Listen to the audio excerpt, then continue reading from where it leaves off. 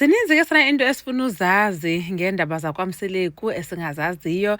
Enye yezo zinto ngeyoba ingaba uMangwabe usepha okanye wemka, ngoba kaloku simbukele ngoku kuThando Nesithembu esithi yena uya kwitrip yokugqibela yapha, esithi nakulaa birthday celebration kaTata uMusa Mseleku besithi farewell yena. So kaloku last year ngoko, and then ngoku ngo-April sifuna uyazi uba ingaba usepha okanye wamka. Molweni, ndinamkela kuMamgobhozi TV.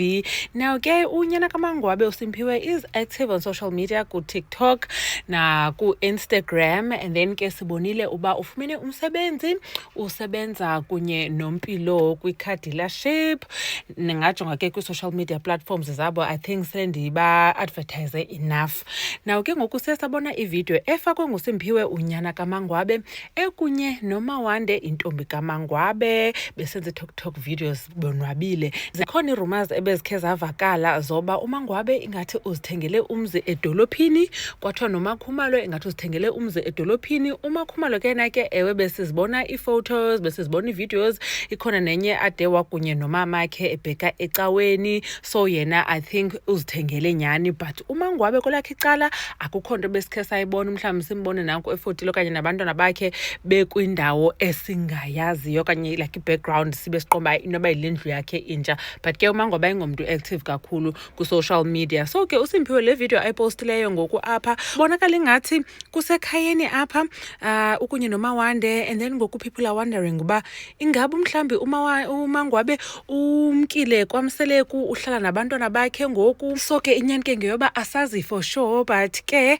abantwana bakaMangwabe sibabona bekunye, bebengazungabi kunye ke obviously zii-siblings. And I think ever since uSimphiwe yaye yaphuma out in the open into bangaba ngumntaka kaMangwabe, not that Mangwabe wayemfihla, but kukhona ke ngoku siye simbona ekunye nabo. Tata uMusa Mseleku ke ungumntu opostaya kakhulu ku-social media, so akabonisa into yoba uhlukene noMangwabe. Xa posta amakhosikazi akhe uyawaposta oyi-4, usathetha ngathi amakhosikazi ayi-4 akho ngathi umkelwe ngunkosikazi.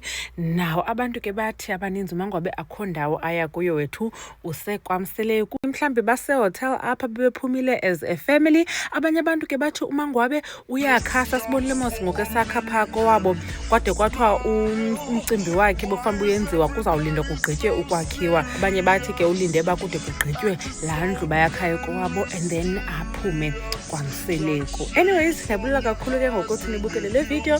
Khanitsho ke nakuba nicinga ntoni ngayo. Do you think uMangwabe uzamka kwaMseleku okanye umkile kwaMseleku okanye akayi ndawo? uMamgobhozi uyanibona kwivideo elandelayo. Bye.